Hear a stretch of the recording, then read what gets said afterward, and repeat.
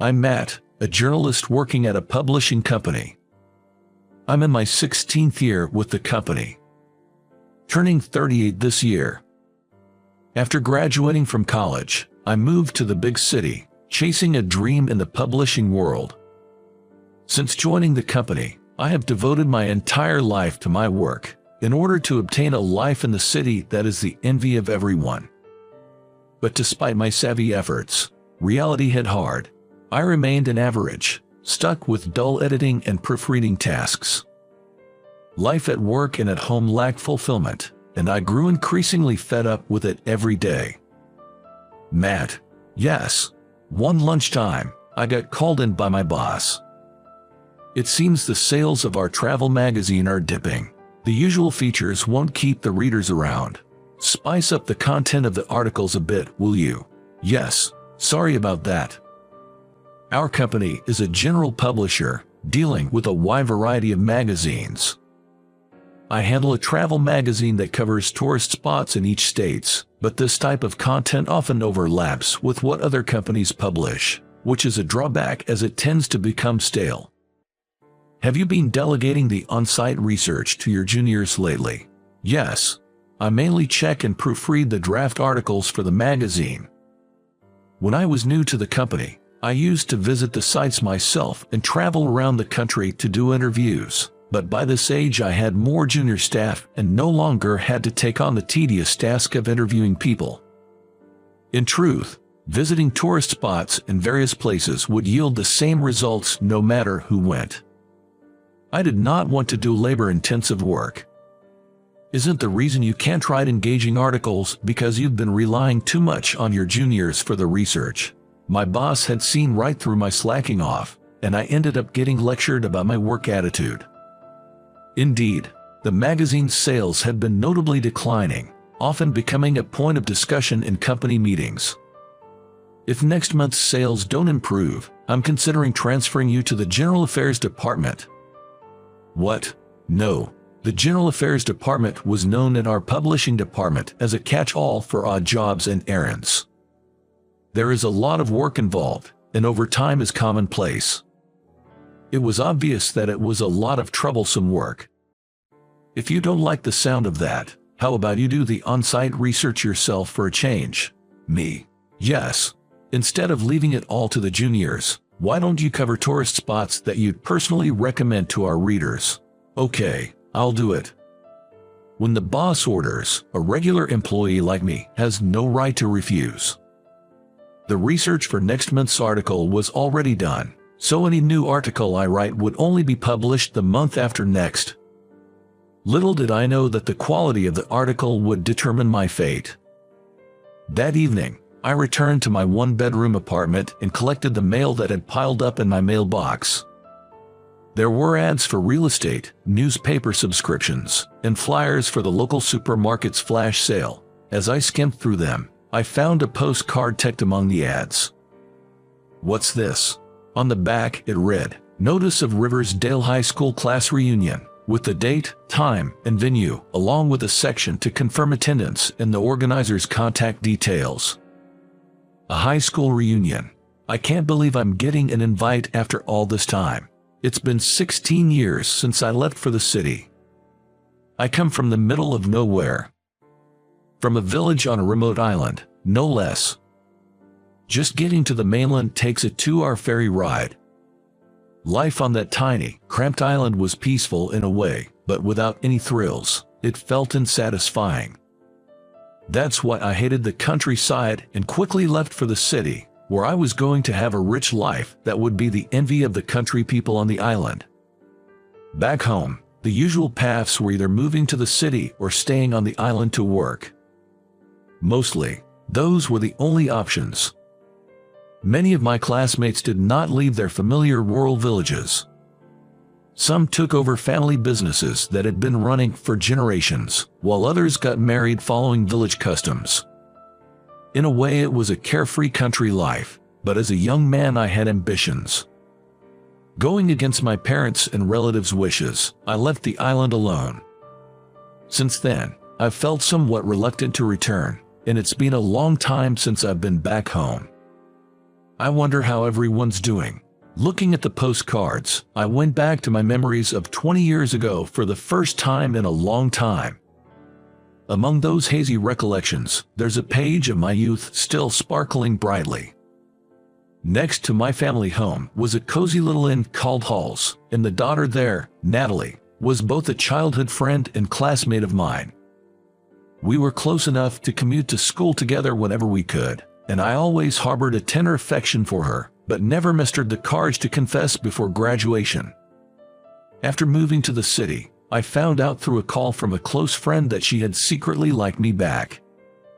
I regretted not knowing her feelings earlier. I was worried about my parents, but for some reason I was so concerned about Natalie and her family's guest house that I couldn't stand still, so I took a pen out of my commuter bag and circled the attendance column on the postcard. A month later, I was on the ferry back to the island, using an assigned reporting day from work. Although the main reason was to attend a reunion rather than for the assignment, I still took out my reporter's notebook to jot down details of the transportation, cost, and travel time from the city center to the island. Never thought my first assignment in a while would be my own hometown. It was an island where I lived for 20 years, but to me, it was a place without interest, and I struggled with the idea of featuring it in a magazine article. The reunion was being held at the inn next to my family home, Hall's. That's precisely why I decided to attend the reunion while visiting home. There's no use reminiscing about my youth or meeting my first love now, but as the reunion approached, I couldn't help but feel a surge of excitement as I remembered those days. Walking from the harbor to the bus stop and boarding the hourly bus, my destination was just around the corner. Nothing's changed at all. In the city, the scenery changes within a year. It's common for buildings to be renovated to keep up with the latest trends. But this island is different. It's timeless no matter when you visit. The rural landscape, surrounded by nature, seems frozen in time. As the countryside scenery flowed past the bus window, I felt as though my own time was rewinding back to high school. While being rocked by the bus, I took out my notebook and began to scribble a brief introduction to the island. 15 minutes later, getting off the bus, I climbed the familiar uphill path I knew from my school days. Back then, I had the energy to sprint up such slopes, but now just a short walk made me sweat and my breath quicken. After that, I took a casual stroll around the village and made sure I arrived at Hall's place about 20 minutes before the reunion was set to start. Hall's, just like the surrounding scenery, hadn't changed a bit since back in the day, and even the statue that stood guard by the entrance like a gatekeeper for the past 20 years was still there. When it starts to get dim, the light of the lanterns hung at the front entrance would light up, and even that orange glow was just as I remembered. As I put my hand on the door, I could faintly hear laughter leaking from inside. It seemed some of the attendees had already started drinking. With a wry smile to myself, I figured it wasn't too surprising since most of my classmates had stayed on the island and probably couldn't wait to get started. "Welcome, could it be Natalie?" "Huh, that voice, Matt." When I opened the door and stepped into the entryway, there to greet me was Natalie, clad in the inn's uniform, with a bandana wrapped around her head. "You really came." I said I would, didn't I? "It's been a while. You look well." "Yeah, you too, Matt. I heard from the organizer, Jake, that you were coming, but I just couldn't believe it." Natalie, slightly blushing, scratched her cheek with her fingertip and smiled cheerfully. Her smile, with two dimples on his cheeks, is still the same. "Thanks so much for coming all this way. It's not like I need to be thanked or anything." As I was caught off guard by Natalie's candid expression, a man dressed in the same uniform as Natalie came walking down the hall towards us. "Good evening. You must be Matt. Nice to meet you. I'm Bob, Natalie's husband." Yeah. Nice to meet you, Matt." I was suddenly snapped back to reality when I saw Natalie's neighbor greeting me. Natalie is married. I'd heard through the grapevine that the eldest son of a farming family from the next village over had married with Natalie. I attended the reunion to see Natalie, but it was also to try and get past the regrets of an unrequited first love that I'd harbored since high school.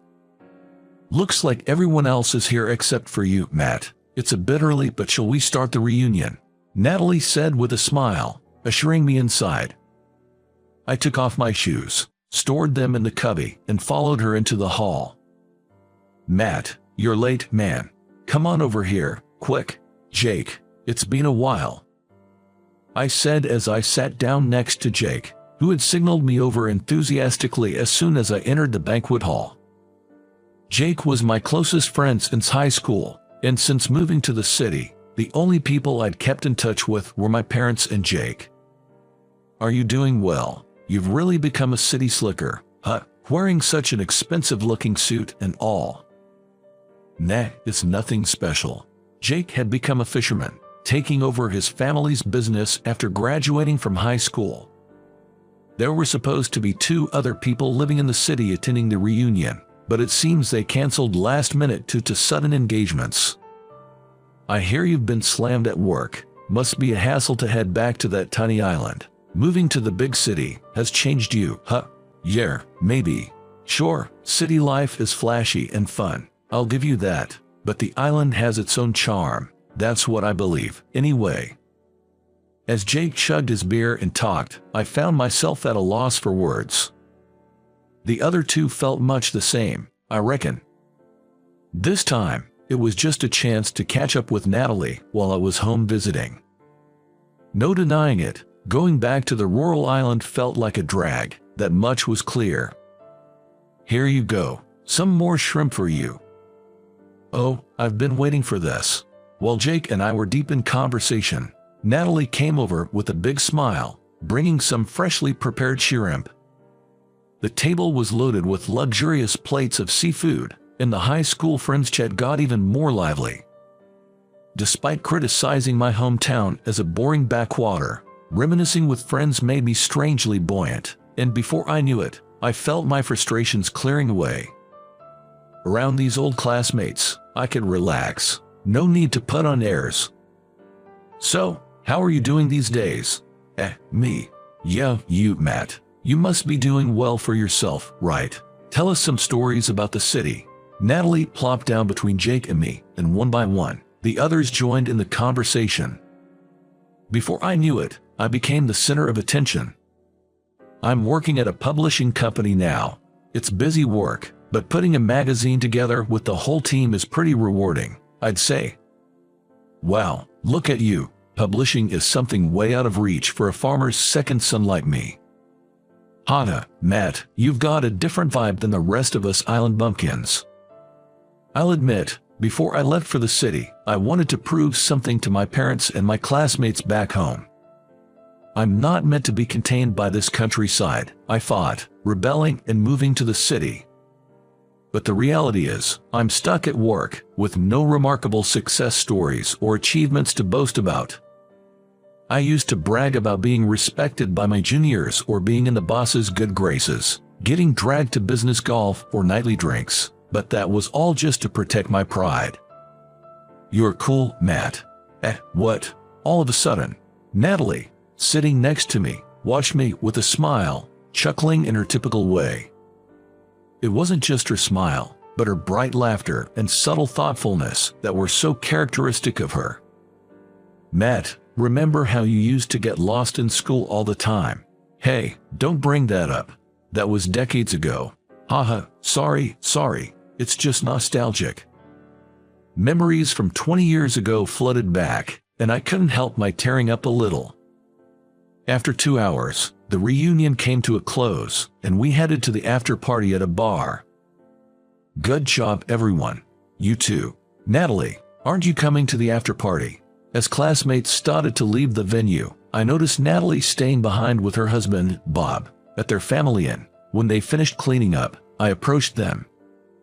Hey, Matt, do you want to talk for a bit with me?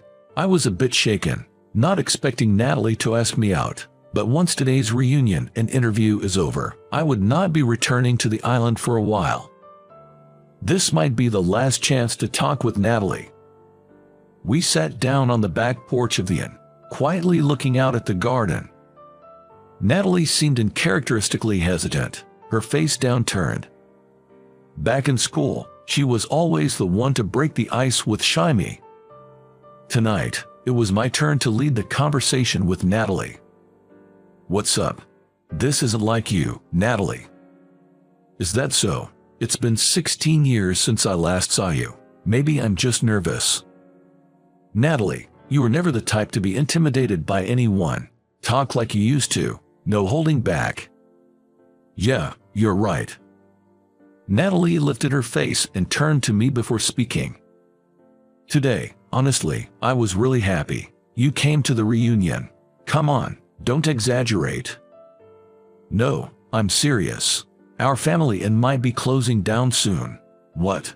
It was a bolt from the blue. As I looked at Natalie with wide eyes, I could see her eyes were beginning to tear up.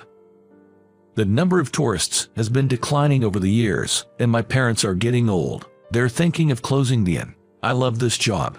I want to keep the inn going." "What will you do if the inn closes, Natalie?" "I guess I'll live with my husband's family. I'll probably help out with the farm work." "I see." Watching Natalie clench her hands on her knees in frustration, I could feel just how much she loved the inn.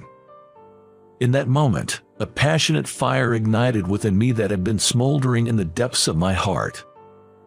"Don't give up, Natalie. You want to keep working, right?" "Yeah, but if guests don't come, we can't keep running the inn." "Don't worry. I'll write an article about it." I had never really wanted to write an article on my own accord before. I'd just been going with the flow, covering whatever was popular or trending at the time, and visiting tourist spots out of calculation. But now it was different. I wanted to share the charm of my humble, small hometown charms only I knew about with someone else. "Heck, that makes me happy. You're still you, Matt. You've always helped me out, even if you grumble about it. That's because you helped me first, Natalie. I'm grateful for that." "Yeah, I'm glad you've been my childhood friend." It felt refreshing to be able to express feelings I couldn't before I left the island 16 years later. The next day, I asked my classmates and parents about the charms of the island and visited the natural wonders we were proud of. After returning to the city, I energetically started working on the production of a travel magazine. From selecting photographs to writing articles, for the first time in a long time, I did everything myself. There were days when it was physically difficult due to the constant overtime work, but several junior members of the team helped me with miscellaneous tasks and offered me food, which made me feel once again grateful for the team. "Matt, could you come to the conference room for a sec?" A week after publication, I was called by my boss again. This month's article was really good. The interviews felt authentic, and the features hook was excellent. "Really? It seems inquiries to the place have increased. Well done, Matt." "Thank you." Receiving words of praise for the first time in years, I hugged the travel magazine, my work of pride, to my chest. With the help of Natalie, Jake, my classmates, and my parents, I was able to write the article. I was able to savor the beauty of my hometown and the joy of my work anew. It was that rural island that changed me. And now, I want to visit Natalie's Inn again, not as a journalist, but as a dear friend.